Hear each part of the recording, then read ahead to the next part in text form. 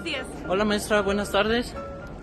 Aquí estamos documentando para presentar el Museo del Caracol. Y bueno, mi compañero le va a decir la información. Aquí esta es la entrada al Museo del Caracol. El Caracol. Este es un viaje en espiral por la historia de México. El edificio de la Galería de Historia fue construido en el año de 1960 y lo diseñó Pedro Ramírez Vázquez, uno de los arquitectos más importantes de su época. Aquí en las laderas del Cerro de Chapultepec existió un picadero de caballos desde los tiempos en el que el castillo funcionaba como un colegio militar. Como el terreno era circular, el arquitecto Ramírez Vázquez decidió aprovechar para proponer una construcción de 2 niveles, por la que se bajará a través de una rampa curva. Con el paso de los años, los visitantes comenzaron a llamarle Museo del Caracol. La Galería de Historia fue uno de los museos más modernos de su tiempo, pues a diferencia de otros, este cuenta con un espacio especialmente diseñado y que se integra a Chapultepec. Aquí se pueden ver los momentos más importantes de nuestro pasado nacional y al mismo tiempo disfrutar del paisaje del bosque. Es parte del encanto del Caracol. Primera etapa, los años finales del virreinato. Medio siglo antes de que iniciara la guerra de independencia en Nueva España ocurrieron diversos sucesos que generaron un descontento en la corona española. Una serie de cambios hicieron prosperar su economía, dividieron el territorio en independencia y provincias internas, pero también alteraron abruptamente las formas de convivencia social que habían prevalecido desde la conquista. A estos cambios se les conoce como reformas borbónicas, ya que fueron impulsados por los reyes españoles pertenecientes a la dinastía de los Borbones, los cuales se inspiraron en el despotismo ilustrado implementado por Luis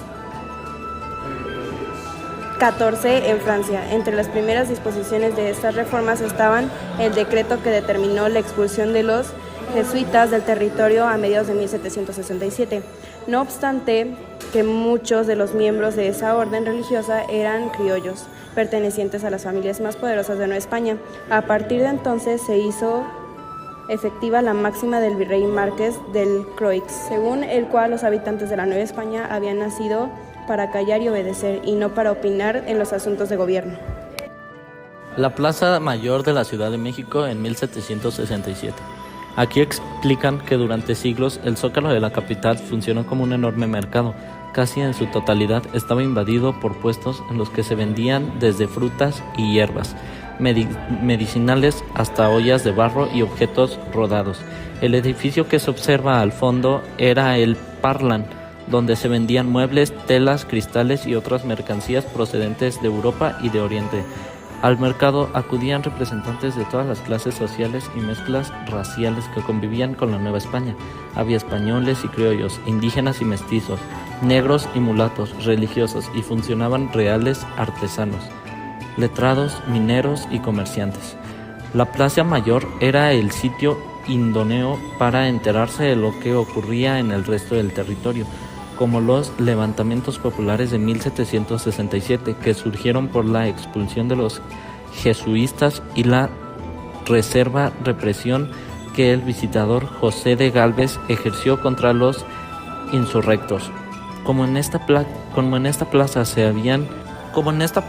habían fraguado rebeliones similares, aquí se levantaban la picota para dar azotes o someter a la vergüenza pública a los infractores, así como la horca para los sentenciados a muerte. Asimismo, sobre una columna descansaba la estatua del rey de España en turno, como recordatorio del poder imperial al que estaba sometido el virreinato. Descubierta la conspiración, Hidalgo decide adelantar el movimiento y formar sus huestes. El primer ejército insurgente se integró con personas que trabajan para el cura Hidalgo y con los presos de la cárcel de Dolores. A ellos se sumaron indígenas y rancheros mestizos que acudían a los servicios dominiciales en el templo. Durante su avance por la región del Bajío, al grupo rebelde se agregaron campesinos armados con machetes, azadas y picos. Igualmente se adhirieron mestizos y mulatos que trabajaban en los obrajes y en las minas. Los militares de carrera estaban al mando de Allende y Aldama, siendo la única fracción disciplinada del movimiento. Muy pronto, los saqueos y el pillaje del grupo rebelde resultaron incontrolables para Hidalgo y sus capitanes. Eran muchos los rencores y la miseria que la opresión de 3 siglos de coniaje había generado. Nace la República Mexicana. En los primeros años de vida como nación independiente, México experimentó distintas formas de gobierno. Fue un imperio y una república federal. Fue también una república centralista, padeció de dictaduras y regímenes moderados, pero con poco a poco el respaldo popular para mantenerse en el poder. Sin embargo, fue en este proceso que los mexicanos aprendieron a vivir como ciudadanos y no como súbditos de una potencia extranjera. Tales de la reforma... ¿La reforma qué, güey? Tras la abdicación de Iturbide, el Congreso estableció un gobierno de transición mientras redactaba la Carta Magna, que definiría al país como una república federal. Esta constitución entró en vigor el 5 de octubre de 1824 y 5 días después Guadalupe Victoria se convirtió en el primer presidente de la república.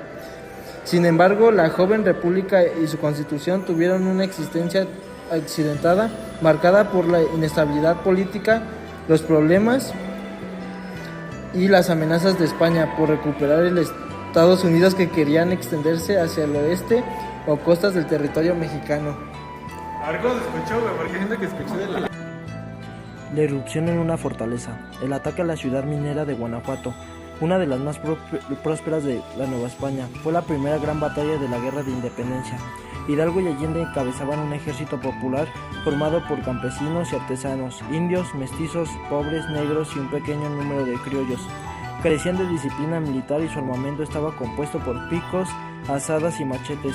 Sin embargo, su número superaba con mucho a los ricos propietarios de Guanajuato, quienes se refugiaron en Aljóndiga, almacén de granos de Granaditas, por ser un edificio de reciente construcción y estar perfectamente fortificado. Cuenta la tradición que a falta de cañones, un minero apodado el Pipila se puso una losa de piedra en la espalda para protegerse de las balas.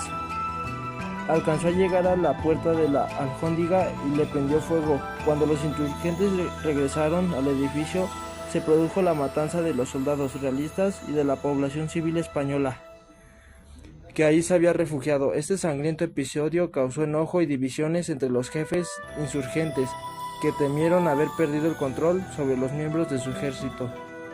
La participación de Morelos.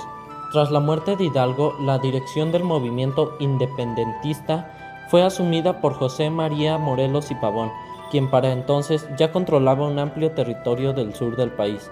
Como militar, Morelos era superior a Hidalgo y logró organizar una fuerza bien disciplinada y entrenada. Además, comenzó a definir los puntos básicos en los que debería fundamentarse el gobierno independiente. Se opuso a los criollos moderados, quienes pretendían reconocer a Fernando VII como monarca. Morelos convocó a un Supremo Congreso Nacional Americano, el cual se reunió el 14 de septiembre de 1813 en Chilpancingo. Este fue el primer órgano representativo del pueblo, y con ese carácter proclamó la Constitución de Apatzingán y la independencia total de España.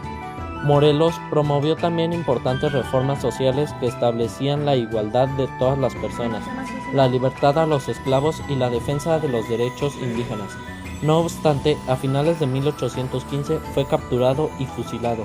El movimiento insurgente entró en una prolongada etapa cuyas acciones tuvieron únicamente una función defensiva, destacando el empeño de militares como Vicente Guerrero y el liberal español Javier Mina.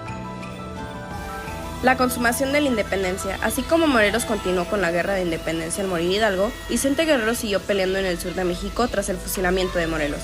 A veces contó con tan pocas armas que incluso hubo enfrentamientos en los que sus hombres ganaron valiéndose tan solo de garrotes, pero mantuvo viva la insurrección hasta el año de 1821. Un año antes, en 1820, la monarquía española se había visto obligada a jurar la Constitución de Cádiz, promulgada originalmente en marzo de 1812, cuyos principios eran del corte liberal. Esta situación afectaba al clero, a los terratenientes y comerciantes españoles del virreinato, quienes al verse amenazados sus intereses se pronunciaron a favor de la independencia de la Nueva España. Para alcanzar sus objetivos, llevaron a cabo varias reuniones secretas de la Iglesia de la Profesa en la Ciudad de México. En ellas se decidió que el general Agustín de Iturbide, un militar criollo y acérrimo perseguidor de los insurgentes, encabezara el movimiento de emancipación. Se aconsejó el general que ante la imposibilidad de derrotarlo, atacara sin piedad a Vicente Guerrero Iturbide. Lo invitó a incorporarse a un movimiento, logrando consumar la independencia en septiembre de 1821. Y bueno, maestra, aquí llegamos al final del museo. La verdad, el recorrido me gustó mucho. No sé, mis compañeros. Sí, estuvo muy bueno la verdad el recorrido. Y bueno, maestra, aquí venimos saliendo del museo. La verdad, a mí el recorrido se me hizo muy interesante. Trae, pues, información muy buena. No sé, mis compañeros qué opinen. Sí, el museo estuvo muy bueno.